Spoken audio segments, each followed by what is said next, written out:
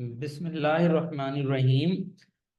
आज हम लेक्चर करेंगे कुछ जो हमारे इसमें बेसिक कॉन्सेप्ट्स क्या लें आप इनको, या एडवांस लेवल के कॉन्सेप्ट क्या लें। बहरहाल नेसेसरी कॉन्सेप्ट्स हैं हमारे इनकम टैक्स के हवाले से। When we file return for income tax, तो हमें यकीनन कुछ ऐसे एरियाज हैं जिनका वास्ता पड़ता है, जिनमें सरे फहरिस्त हमें टैक्स रजीम है बेसिकली।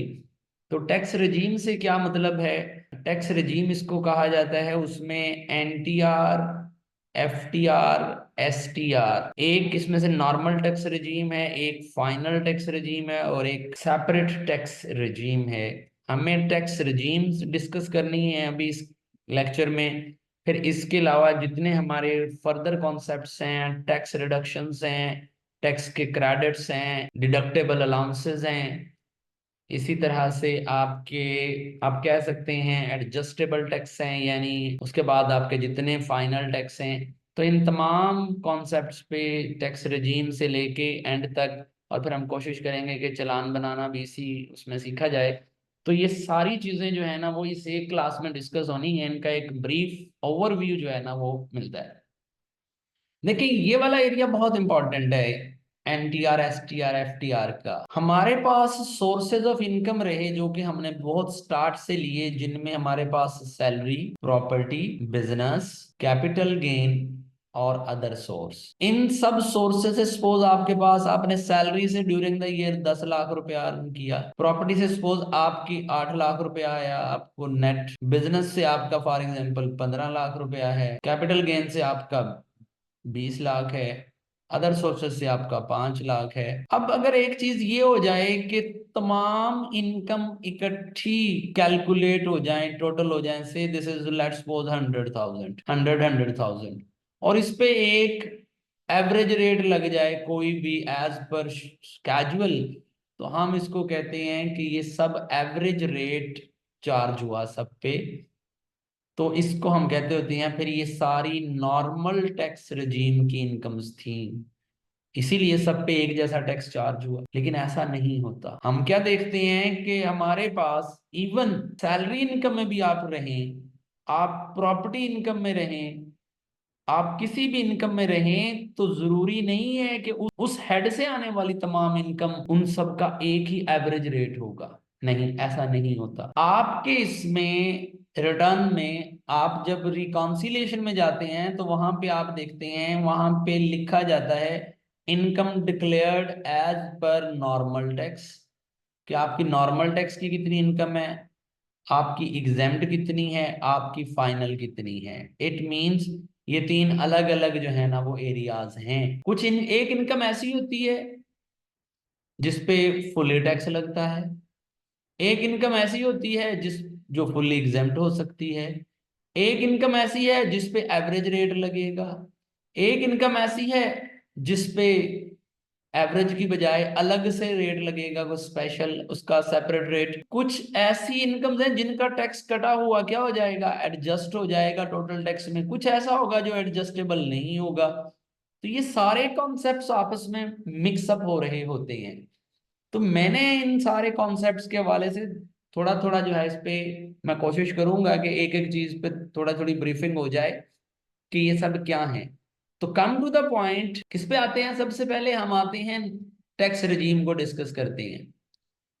जी, अगर हम टैक्स रजीम की बात करें, जैसा कि मैंने अभी बताया कि हमारे पास, अब मैं आपको एक दफा ये व्यू करवा देता हूं, आप बल्कि इसमें रहिएगा, कंप्यूटेशंस में देखिएगा। तो ये कंप्यूटेशंस, इसमें आप देखें, ये कुछ यही सारी चीजें लिखी हुई हैं। यहाँ पे आपकी सारी वो इनकम्स आ रही हैं जो कि income from salary, property, business, capital asset, other source, foreign income और एग्रीकल्चर इनकम भी हैं। इसके अलावा आपने यहाँ पे और कोई एज सच इनकम आपको नजर नहीं आ रही। आप अब आ जाएं वेल्थ स्टेटमेंट के लास्ट उसमें, आप वेल्थ स्टेटमेंट की तरफ देखिएगा। ये वेल्थ स्टेटमेंट, इसमें रिकॉन्सिलेशन पे नजर डालिएगा। जी, अब देखिएगा यहाँ पे रिकॉन्सिलेशन में ये आपको इनफ्लोज में क्या क्या दे रहा है। नंबर वन ये दे रहा है income declared as per return for the year subject to normal tax, exempt from tax, और ये देखिएगा ये subject to final fix tax. It means इसने 3 तरह की इनकम्स रही हैं आपकी। एक कौन सी? ऐसी इनकम जो आपकी क्या है, जिसपे नॉर्मल टैक्स लगा, यानी ये एनटीआर की है। एक आपकी वो जो एग्जेम्प्ट है फ्रॉम टैक्स, यानी ये सारा आपका एग्जेम्पशन वाला है। और ये आपकी वो है जो फाइनल टैक्स पे है, यानी एफटीआर है, फाइनल टैक्स रिजीम। तो एसटीआर का कंसेप्ट अभी भी है, सम वो जो है वो भी कुछ में चल रहा है। तो मैं यही बात कर रहा था आपको कि मिसाल के तौर पे अभी आपकी जो भी हेड की इनकम है, से सैलरी से थी, आपकी प्रॉपर्टी से थी, इससे आपकी 10 लाख थी, इससे आपकी 3 लाख ऐसे, तो 13 लाख, 13 लाख पे आपका एक रेट चार्ज हो जाए, से 5% चार्ज हुआ। तो हम कहते हैं कि ये दोनों इनकम आपस में जब इकट्ठी हो गई और एक ही रेट लगा, तो इट मींस ये नॉर्मल की हैं। तो नॉर्मल टैक्स रिजीम की वो तमाम इनकम्स आती हैं जिनका रेट एवरेज होता है, कोई सेपरेट रेट नहीं होता। अब अगर मैं थोड़ी देर के लिए यहाँ पे ही ये कर लूं कि मेरी जो ये प्रॉपर्टी इनकम वाली है, फॉर एग्जांपल ये 8 लाख है, इस 8 लाख का रेट ही अलग है, से इस पे 7% चार्ज होना है। इसने टोटल ही नहीं होना, मैं इसको शो ही नहीं करूंगा नॉर्मल में, मैं इसको क्या करूंगा, सेपरेट शो करूंगा। यानी मेरी नॉर्मल इनकम, मेरी अगर यहाँ पे 10 और 8 18 बनती है सपोज, तो अब अगर मेरी प्रॉपर्टी नॉर्मल नहीं है, प्रॉपर्टी इनकम नॉर्मल रेट पे चार्ज नहीं होनी, तो मैं इसको इसमें शामिल ही नहीं करूंगा। तो मेरी इसका मतलब है 8 लाख पे अलग रेट लगेगा 7% का, और 10 लाख पे फॉर एग्जाम्पल मेरा 3% लगता है, वो अलग लगेगा। इट मीन मेरे पास दो इनकम थी, एक पे रेट अलग लगा, एक पे अलग लगा। तो जो तो सबके साथ मिक्स हो जाए, ग्रैंड टोटल में आ जाए, और उस पे एक एवरेज रेट चार्ज हो, तो याद रखिएगा उसको हम कहते होते हैं ये नॉर्मल टैक्स रिजीम था, ये नॉर्मल टैक्स की इनकम थी। और सेपरेट क्या होगा? अब से 2-3 साल पहले प्रॉपर्टी को सेपरेट लिया जाता था कि प्रॉपर्टी इनकम के अपने अलग रेट थे और उनको अलग ही चार्ज किया जाता था, तो हम उसको नॉर्मल में शामिल ही नहीं करते थे, क्योंकि ये एग्जाम्प्ट का कॉलम दिया इसलिए यही होता है कि आपकी वो इनकम उसमें शामिल ना हो सके। अगर आप उसको नहीं करोगे एग्जाम्प्ट, तो वो यकीनन आपकी नॉर्मल इनकम में शामिल हो जाएगी। अब आती है फाइनल इनकम की बारी, एफटीआर की। एफटीआर एक बिल्कुल सेपरेट केस है, जैसे फॉर एग्जांपल डिविडेंड है, रॉयल्टी है, ये इस तरह की आपकी कुछ इनकम्स हैं। इन पे क्या है कि फॉर एग्जांपल आपने 5 लाख का डिविडेंड अर्न किया है, तो उस पे से 10% रेट है, तो ये इनकम आपकी 5 लाख हुई, इस पे 10% रेट से 50,000 का जो है ना, वो आपका टैक्स बन गया। अब ये आपका फाइनल टैक्स है। अब फाइनल और एडजस्टेबल टैक्स समझने की कोशिश कीजिएगा इस एग्जांपल से। मैं कहता हूं फॉर एग्जांपल मेरे पास सैलरी इनकम से 10 लाख थी, प्रॉपर्टी से 3 लाख थी, बिजनेस की मेरी 8 लाख थी, तो ये मिला के मेरी 21 लाख हो गई। 21 लाख पे मेरा फॉर एग्जांपल 3,20,000 टैक्स बना, एक मिसाल दे रहा हूं। इसमें से मैंने सैलरी पे 1 लाख रुपया पे किया हुआ था। ये 1 लाख मेरा इस 320 में से अगर माइनस हो जाए, तो मुझे अब 220 देना पड़ता है। इट मींस जो मेरा टैक्स सैलरी इनकम पे कटा हुआ था वो एडजस्टेबल था। क्या था वो? एडजस्टेबल, वो एडजस्ट हो गया।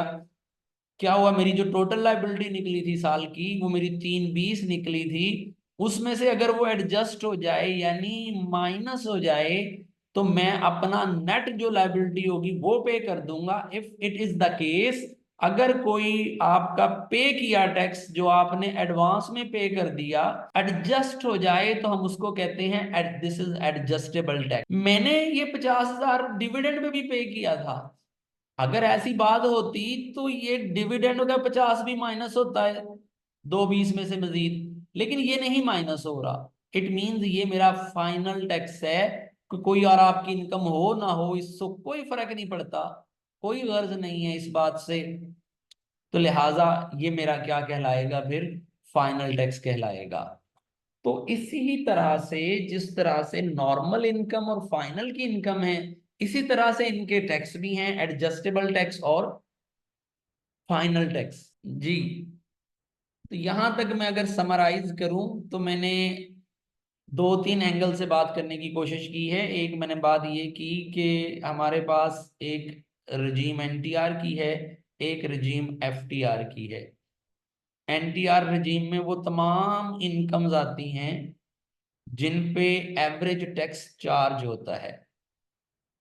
एवरेज टैक्स का मतलब ये कि उन तमाम इनकम्स का आपस में टोटल कर लिया जाता है। हमारे पास जो ग्रैंड टोटल आता है उस पे जो भी स्लैब के मुताबिक, वो चाहे सैलरी के रेट हैं या बिजनेस के रेट हैं, वो चार्ज हो जाए।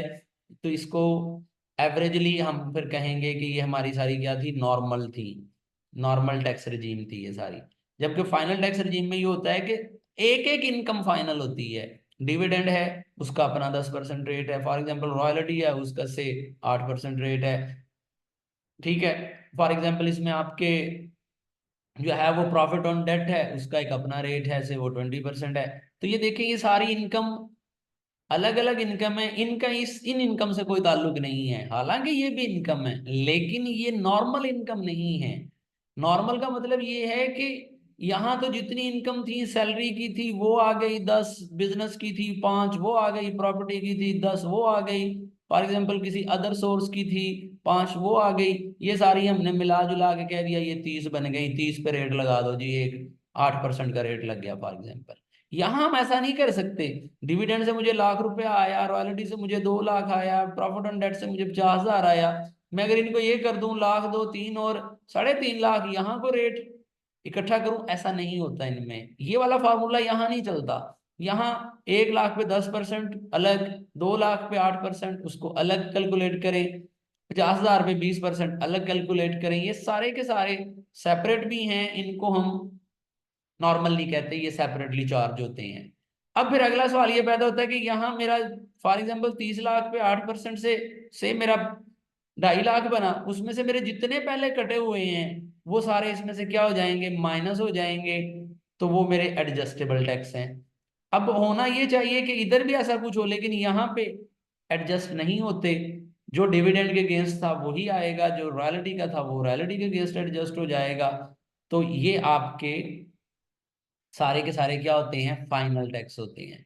तो फिर जिस तरह से एनटीआर एफटीआर का डिफरेंस निकलता है, इसी तरह से एडजस्टेबल और फाइनल टैक्स का भी कॉन्सेप्ट बनता है। फाइनल वो होते हैं टैक्स जो वही लायबिलिटी उसकी पे होनी होनी थी, उसका इससे कोई फर्क नहीं पड़ रहा होता कि दूसरे टैक्स की अमाउंट आपकी क्या आई है। जबकि आपके एडजस्टेबल वो टैक्स होते हैं जो कि आपकी टोटल जो लायबिलिटी निकलती है उसमें से वो एडजस्ट हो जाते हैं, माइनस हो जाते हैं। जी। तो उसके बाद अब हम देखते हैं कि हमारे पास अब जितनी हम इनकम्स लेंगे वो सारी टोटल होके यहाँ पे आ रही होती हैं, ये आप देखिएगा। फॉर एग्जांपल मैं कंप्यूटेशंस पे आता हूँ। कंप्यूटेशंस में आप देखिएगा एंड पे कि इनकम फ्रॉम सैलरी यहाँ पे एक पड़ी है, और ये इनकम कितनी है, 48,76,000। ये जरा यहां से, अब मैं आपको जो बात समझाने लगा हूं उसको जरा यहां से रीड आउट करना है हमने। जी, ये आपकी टोटल इनकम है, दैट इज 48। ये पांचों हेड से होके आ रही है ऊपर। इससे पहले ऊपर सैलरी भी है, बिजनेस भी है, कैपिटल गेन भी है, अदर भी है, इवन ये एओपी के शेयर्स भी इसमें आ रहे हैं। तो ये टोटल है, बहरहाल ये टोटल इनकम है जिसपे टैक्स लगेगा। जी। अब डिडक्टेबल अलाउंस मैंने अभी तक यहाँ मेरा जीरो आ रहा है, कोई भी नहीं है। तो लिहाजा उसने कहा कि डिडक्टेबल नहीं है, तो फिर यही आपकी टैक्सेबल इनकम भी है। तो ये मेरी उतनी ही टैक्सेबल इनकम हो गई जितनी कि मेरी टोटल थी। अब इस पे फिर मेरा टैक्स चार्ज हो गया ईटीसी। और ये देखिएगा, ये टैक्स मेरा चूंकि यहाँ सारी नॉर्मल इनकम है ऊपर मेरी, तो लिहाजा मेरा यहाँ पे नॉर्मल टैक्स भी आ रहा है, ये मेरा नॉर्मल टैक्स है। फाइनल का टैक्स यहाँ नहीं आना, ये जेन में रखिएगा। फाइनल का टैक्स आपका ये नीचे पड़ा है, जो भी होगा वो यहाँ पे आएगा।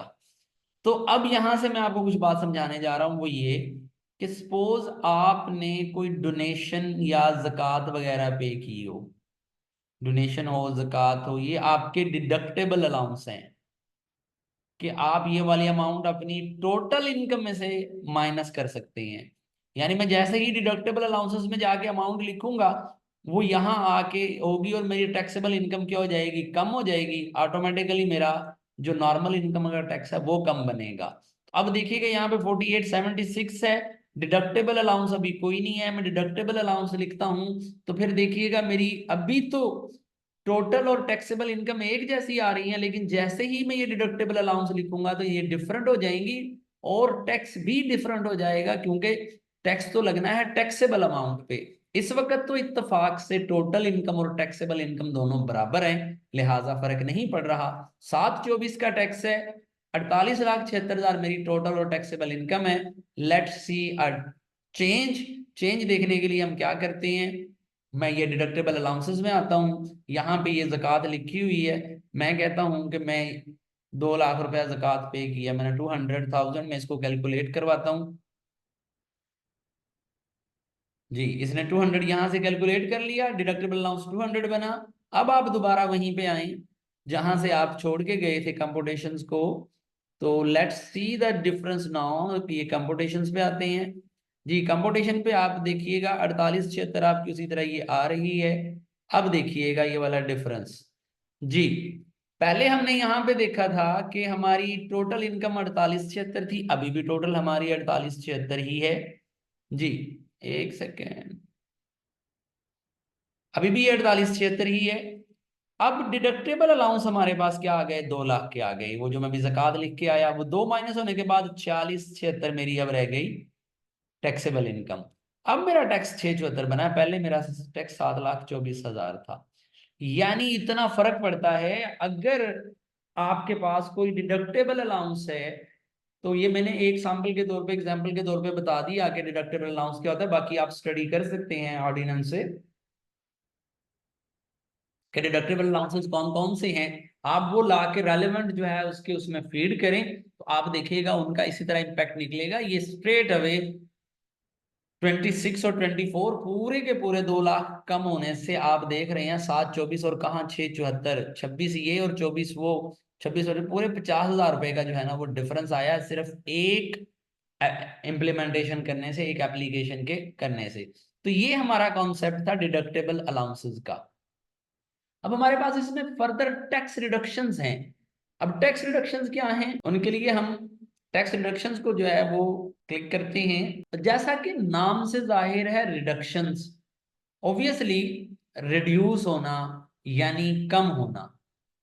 अब ये मुख्तलिफ रिडक्शंस हमें मिलती हैं। एक फुल टाइम टीचर रिसर्चर को मिली हुई है, 75% जो है वो उसका फिर जो टैक्स लाइबिलिटी होती है वो रह जाती है, यानी 25% उसकी क्या हो जाती है, एग्जाम्प्ट हो जाती है। तो वो आप यहाँ पे लाके ये भी कर सकते हैं। जितनी आप यहाँ पे फिगर लिखेंगे, सॉरी 1,50,000 से, तो मैं उसको अब चेक करता हूँ उसका इम्पैक्ट कंप्यूटेशंस पे आए। जी आप देख रहे हैं कि 674 में से उसने 150 रिडक्शंस का लेके, अभी इसमें एक चीज और भी है साथ में ऐड हुई हुई है, जो टैक्स एडजस्टेबल टैक्स है वो ऑलरेडी हमारा चूंकि पेड इसमें आ रहा है। तो एडजस्टेबल टैक्स में अभी आप ये देख लें, बहरहाल फिलहाल जो पॉइंट मैंने करवाया उसमें से ये 150 टैक्स रिडक्शंस थी, उसने 150 जो है ना वो माइनस कर दिया आपका, जो लाइबिलिटी आपकी आ रही थी।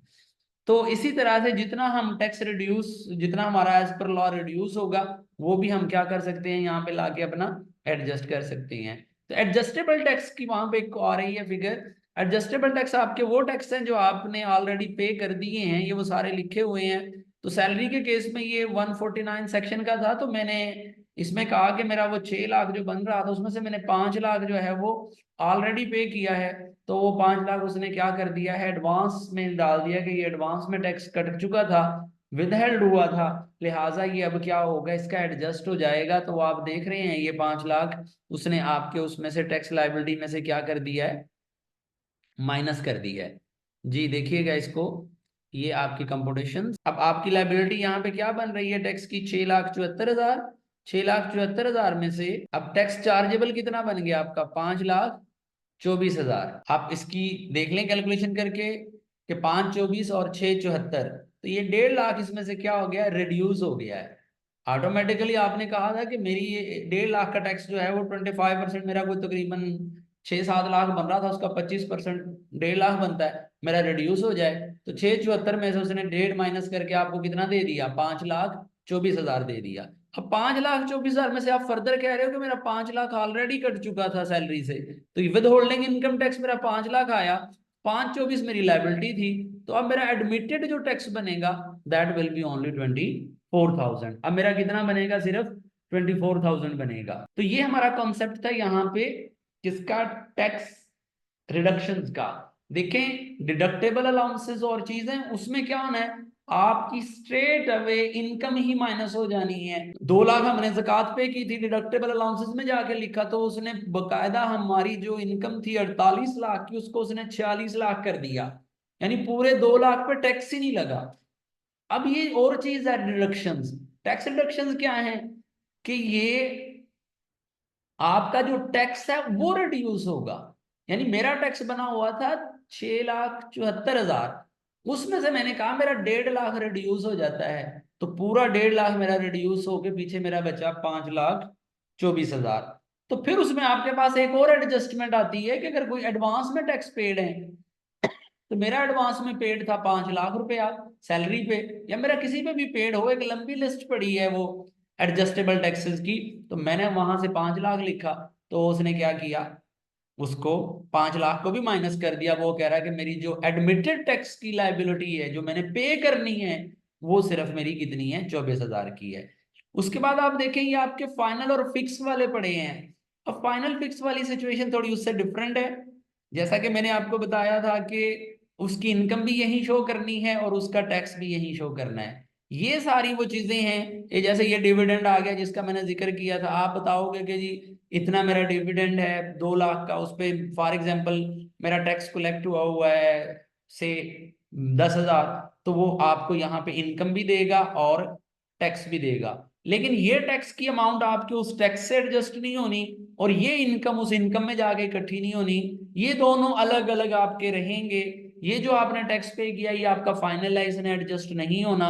ये जो आपकी इनकम है ये ऑटोमेटिकली रिकॉन्सिलिएशन के टाइम वहां पे चली जाएगी। वहां की आपकी एक इनकम वो आ रही है जो हमने अभी कंपुटेशन से देखी, जो कि नॉर्मल की थी सारी, चाहे सैलरी की थी, बिजनेस की थी, कुछ भी थी, तो ये आपकी क्या होगी, फाइनल की इनकम है, ये वहां जाके रिफ्लेक्ट हो जाएगी, आपके इनफ्लो का हिस्सा बनेगी। तो हमने कुछ कॉन्सेप्ट्स को डिस्कस किया that were regarding normal tax regime, final tax regime. हमने नॉर्मल और फाइनल और सेपरेट तीनों टैक्स रिजीम को डिस्कस किया। एक लाइन में यही कहूंगा कि ऐसी तमाम इनकम्स जो आपस में टोटल हो के एक एवरेज रेट पे चार्ज हो जाए नॉर्मल होती हैं, और जो ऐसा ना कर सके जिनके अलग अलग रेट हों वो आपकी फाइनल की इनकम होती हैं, सेपरेट रिजीम में चली जाती हैं। और उसके साथ साथ हमने डिस्कस किया कि डिडक्टेबल अलाउंसेस क्या होते हैं, आपकी ऐसी मतलब जो एक्सपेंसेस आप इसको कह लें, आपने जो खर्च किया है, डोनेशन किया है, कोई ज़कात वगैरह दी है, उसको आपकी डायरेक्ट जो टोटल इनकम है उसमें से माइनस हो जाती होती है, उन पे टैक्स ही चार्ज नहीं होता। फिर हमने tax credits, sorry tax reductions को देखा। टैक्स रिडक्शन में मेरा क्या था कि बीइंग टीचर रिसर्चर, जैसे फॉर एग्जांपल हमें एक टीचर रिसर्चर हो उसको क्रेडिट मिल जाता है 25% का, तो वो हम वहाँ पे अपना क्रेडिट जो है वो लेके वो भी अपनी लाइबिलिटी को हम टैक्स की रिड्यूस कर सकते हैं। फिर हमने एडजस्टेबल और फाइनल टैक्स की डिस्कशन की कि एडजस्टेबल हमारे वो टैक्सेस होते हैं जो हमारे ग्रैंड जो हमारी लाइबिलिटी आती है टैक्स की उसके साथ एडजस्ट हो जाएं, और जो ना एडजस्ट हो सके वो हमारे जो है फाइनल टैक्स होते हैं। तो ये हमारा एक लेक्चर था जो कि डिफरेंट किस्म के कॉन्सेप्ट्स पे था जिनमें ये सारी चीज़ें हमने डिस्कस की हैं।